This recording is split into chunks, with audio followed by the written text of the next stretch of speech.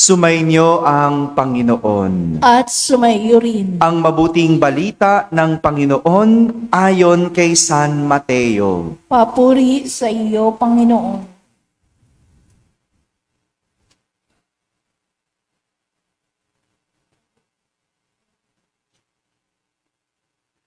Noong panahong iyon, sinabi ni Jesus sa kanyang mga alagad, "Sinasabi ko sa inyo, kung ang pagsunod ninyo sa kalooban ng Diyos ay tulad lamang ng pagsunod ng mga eskriba at mga pariseyo, hindi kayo makapapasok sa kaharian ng Diyos. Narinig ninyo na noong una ay iniutos sa mga tao, huwag kang papatay. Ang sino mang makamatay ay mananagot sa hukuman. Ngunit ngayoy, sinasabi ko sa inyo, ang mapuot sa kanyang kapatid ay mananagot sa hukuman. Narinig ninyo na noong una ay iniutos sa mga tao, huwag kang makikiapid. Ngunit ngayoy, sinasabi ko sa inyo, ang sinumang tumingin ng may mahalay na pagnanasa sa isang babae, sa isip niya ay nakikiapid na siya sa babaeng iyon. Narinig pa ninyo noong unay, iniutos sa mga tao, huwag kang sisira sa iyong pinanumpaang pangako. Bagkus, tupdin mo ang iyong sinumpaan sa Panginoon. Ngunit ngayon ay sinasabi ko sa inyo, huwag na kayong sumumpa. Kung nangangako kayo, sabihin mo na lang na oo kung oo at hindi kung hindi, sapagkat buhat na sa masama ang anumang sumpang idaragdag dito. Mga kapatid, ang mabuting balita ng Panginoon. Pinupuri ka namin, Panginoong Hesukristo. Umupo ang lahat at makinig sa homilia. Magandang umaga po sa inyong lahat.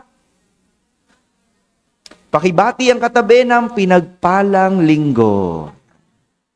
Pinagpalang linggo po sa mga nasa barangay, sa mga nasa tahanan na nagsisimbabaya online at sa lahat ng nasa abroad. Isang magandang araw po sa inyong lahat. Kamusta ang araw ng mga puso? Hello. Ayun, araw pa din, no? Lumipas lang yung araw, no? Talaga namang gano'n, no? Yung mga walang ka-Valentines dyan, no? Talagang dilipas lang yun, no? Dilipas lang. No? Kahapon, kung sumama kayo sa aming Valentine's night dito sa parokya, no? Di kahit papano, no?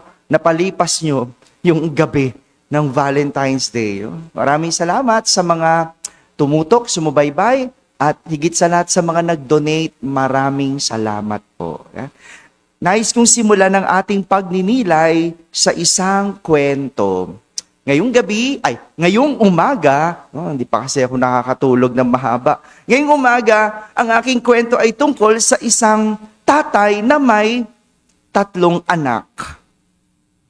Isang araw, itong tatay na to, tinawag ang kanyang mga anak. Sabi niya, mga anak, ngayon pa lang, nais ko nang ibigay sa inyo ang inyong mana. Para makita ko kung paano ninyo ito gagamitin at kung paano nyo ito pipiliin. Hayaan ko kayong mamili kung ano ang gusto ninyong mana mula sa aking ari-arian.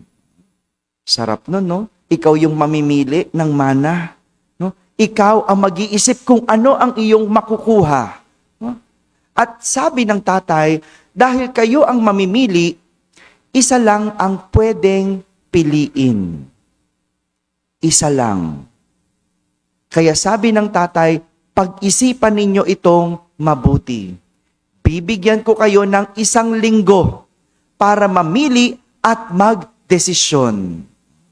Maganda naman ganun, di ba? may sapat kang panahon, may sapat kang araw para mag-isip, ipagdasal. Tingnan, ano ba ang iyong magiging desisyon? Pero, isang linggo lang, no? Huwag ka na mabagal magdesisyon. Ha? Tapos na yung, dapat, sapat na araw. At ganun nga nangyari. Nakalipas ang isang linggo, muling pinatawag ng tatay ang kanyang mga anak. Sabi nito, ang unang mamimili ay ang panganay hanggang sa bunso.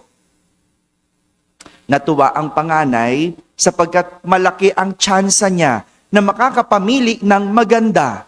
Ba't naman hindi? No? Dahil nasa iyo pa ang lahat ng pagpipilian. Sabi ng panganay, ang pipiliin ko pong mana ay ang iyong pera.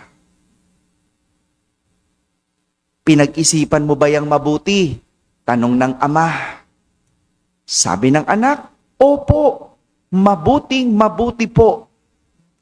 Kaya, ganun nga, ibinigay ng ama ang lahat ng kanyang pera. Lumapit ang pangalawang anak at sinabi nito, ang akin pong napili ay ang inyong mansyon. Sabi ng ama, sigurado ka ba? Pinag-isipan mo bang mabuti ang iyong pinipili? Sabi ng anak, opo, mabuting-mabuti po. Binigay ng ama ang kanyang mansyon. Huling nakapamili ang bunso. Ngunit natuwa ang bunso dahil hindi napili ng dalawa niyang kapatid ang kanyang gusto, ang kanyang pipiliin. Sabi nito sa ama, gusto ko pong manahin ang katalinuhan ninyo, ang karunungan ninyo. Kaya gusto ko po ipasa ninyo sa akin ang lahat ng inyong nalalaman. Ituro mo sa akin ang lahat ng iyong karunungan. At tatandaan ko ang lahat ng ito para maging maganda ang aking buhay. Natuwa ang ama. At simula nung araw na yon, tinuruan niya ang kanyang bunso ng lahat ng kanyang nalalaman, ng lahat ng kanyang runong para magkaroon ito ng magandang buhay. Lumipas ang mga araw, lumipas ang panahon, sa di inaasahang pangyayari, nilooban ang bahay ng panganay na lalaki. Naubos ang pera. Makalipas ang ilang buwan, sa di inaasahang pangyayari, natupok ng sunog ang mansyon ng ikalawang anak. Sa isang iglap, nawala ang kanyang mana. Sa di naman inaasahang pangyayari, dumaan sa matinding pagsubok ang bunsong anak. At dahil marami itong natutunan sa ama, napagtagumpayan niya ang lahat at mas lalo pang naging maganda at mabuti ang kanyang buhay. Mga kapatid, ito ang sinasabi sa atin ng ating mga pagbasa sa araw na ito. Lahat tayo ay may kapasidad mamili. Sabi nyo nga po, mamili. Lahat tayo, bawat isa, merong choice. Pero ang tanong, paano ba tayo namimili sa mga pinagpipilian? Mahirap yung namili ka pero wala ka namang pinagpilian. Tama ba? Hindi pwede yung wala kang pinagpipilian, no? Iba kasi, no? Kasi wala nang choice, No? Hindi pwede yun. At walang ganon. Dahil bawat isa sa atin, merong pagpipilian. Kaya nga, sinasabi ni Propeta Sirach sa unang pagbasa na ang ating buhay sa mundo ay hanggang katapusan, puno ng pagpipilian. Simula sa simula hanggang sa katapusan, merong pagpipilian. Pinapaalala ni Propeta Sirach na hindi lang tayo malayang makakapamili, kundi dapat pumili tayo ng tama at mabuti.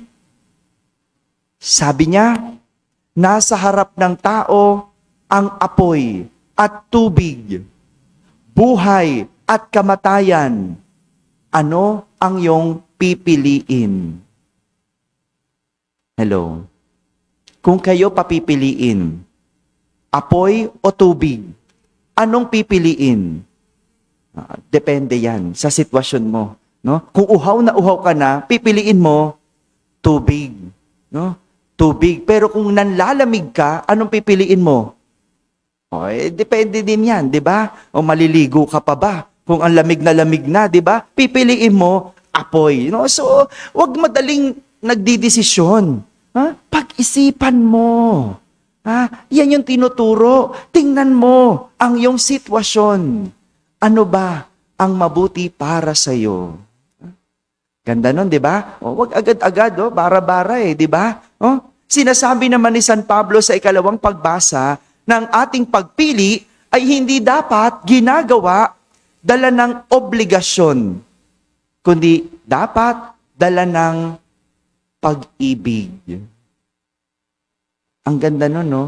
Yung namimili ka dahil meron kang pag-ibig, hindi yung dahil obligasyon mo lang. Dahil kung walang pagmamahal ang pagpili, hindi ito magkakamit ng buong kahalagahan. Sasabihin ko po o sinasabi ko, buong kahalagahan. Yung dapat piliin mo kasi may pag-ibig ka. Sinusunod mo ang nanay at tatay mo hindi dahil obligasyon, kundi dahil mahal mo sila. Kasi kung obligasyon, hindi buo. Hindi buo ang iyong pagsunod. Hindi buo ang iyong pagpili. Dapat may pag-ibig. Yung tumutulong ka sa pamilya, choice mo yan. Dahil mahal mong pamilya mo.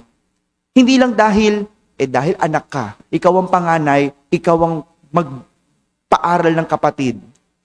Mabigat yon sa loob. Mahirap yon. Kaya dapat, pag pinipili mong isang bagay, meron kang pag-ibig. Binubuhusan mo to ng pag-ibig. Samantala, sa ating ebanghelyo, sinasabi ni Jesus na ang bawat utos ng Diyos ay may purpose. May layunin.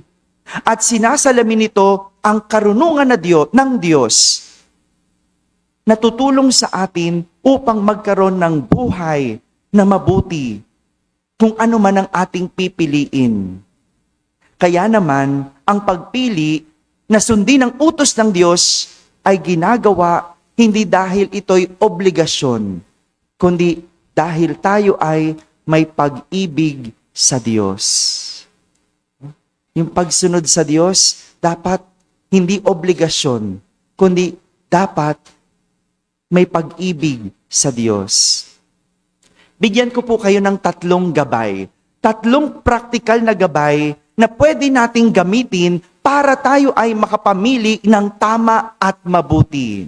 Sa mga nag-iisip dyan, sa mga magdidesisyon dyan, sundin nyo itong 3 bagay na ito. At kung itong 3 bagay na ito masunod nyo, tama at mabuti ang inyong pipiliin. Una, tanungin mong sarili mo, is it for long term? Ito bang aking pipiliin ay pangmatagalan? Namili ka na lang din, siguraduhin mong yan ay tatagal. Kung hindi yan tatagal, sayang ang iyong pipiliin. Huwag mong pipiliin. Kung hindi pang matagalan, huwag mo nang piliin. Kasi sayang. Sigurado, pagsisisihan. Nalalaman nating mali ang ating pinili kung hindi ito tumagal. Hello? Kung mamimili ka, Pag hindi yan tatagal, huwag mong piliin. Pero pang matagalan yan, sigurado, yan ay tama't mabuti. Pangalawa, tanungin mong sarili mo, will it make me a better person? Ito ba ay magdudulot sa akin ng kabutihan o magiging mabuti ba akong tao? Anumang bagay na makakapanira sa tao ay mali. Kaya magandang paalala sa atin, anuman ang iyong gagawin, sana ito ay makakabuti sa iyo. Makakabuti ba? Gagaling ka ba? Lalago ka ba? Tatatag ka ba? Magiging mas malalim ka ba? Mas magiging marunong ka ba? Mas tatalino ka ba? Tingnan mo, tanungin mo, bago mo suungin, bago ka magdesisyon, tingnan mo, magiging mabuti ka bang tao? Review tayo. Ano yung unang tanong? Yun lang. Tapos na ang usapan. 'Di ba? Nalimutan na natin, no? Kaya paano tayo makakapamili? No? Ulit. Una, ito ba ay pang matagalan? Long term. Pangalawa, ito ba'y makakabuti sa akin? O dadalhin ba ako nito sa mabuti? No? Better person. No? At pangatlo, tanungin mong sarili mo, will it bring me closer to God? Dadalhin ba ako nito palapit sa Diyos? Wala nang ibang tamang desisyon kundi ang mapalapit sa Diyos. Kung nag-iisip kang mag-resign, tanungin mo, mapapalapit ba ako nito sa Diyos o mas mapapalayo? Kung ikaw ay mag-aasawa, tanungin mo, pag nag-asawa ba ako, mapapalapit ako sa Diyos o mapapalayo? Hindi ko alam. Pero sa bawat pagpili, dapat lagi andoon ang Diyos. Dahil kung mapapalapit ka niyan sa Diyos, tama at mabuti ang iyong pinipili. Ano man ang iyong pipiliin, kung ito'y mapapalapit sa iyo sa Diyos, ito'y mananatiling tama at mabuti sa iyong buhay. Mga kapatid, mahirap mamili. Lalo na kung ang lahat ng pagpipilian ay tila tama at mabuti. Pero para hindi magkamali, tanungin ang sarili, ito ba ay pangmatagalan? Ito ba ay makakabuti sa akin? At ito ba ay maglalapit sa akin sa Diyos? Amen? Amen. Paalala po, sa darating na Miyerkules, ang pagpapahid na po ng abo, no? Ash Wednesday na po. Opo, papasok na po tayo sa panahon ng Kwaresma, kaya po inaanyayahan po ang lahat na magsimba. No? May misa tayo sa umaga, 6:00 ng umaga, at may misa rin tayo sa gabi, 6:00. Ash Wednesday na po. Opo. Maraming salamat po sa mga nanood ng Love Line, ng Valentine's program po na hatid ng ating Social Communications Ministry. Maraming salamat po. At bukas pa rin po ang ating Lenten Pilgrimage sa lahat ng gustong sumama. 2 batch po, March 7 at March 14 sa mga simbahan ng Pampanga. No? Nagkakalaga po ito ng 1,800 pesos. Maraming salamat po. Sa iyong pagpipilian, 3 ang dapat mong itanong. Mamaya, mamamalengke ka sa Divisoria, no? Bago ka mamili ng isda, tanungin mo, ito ba'y pangmatagalan? Father naman, ba't ba gano'n, no? Tanungin mo na rin, di ba? Pangmatagalan ba to? Ha? O baka pag kinain mo, baboy, isda, tatagal ka ba dyan? Oh. Pangalawa, makakabuti ba yan sa'yo? Oh. Anong pipiliin mo? At pangatlo, mapaglalapit ka ba niyan sa Diyos? Pag binili mo yung crispy pata, malalapit ka talaga sa Diyos, no? Kaya pag-isipang mabuti, no? Lahat tayo may pagpipilian. Gamitin ang isip at karunungan. Sumainyo ang Panginoon.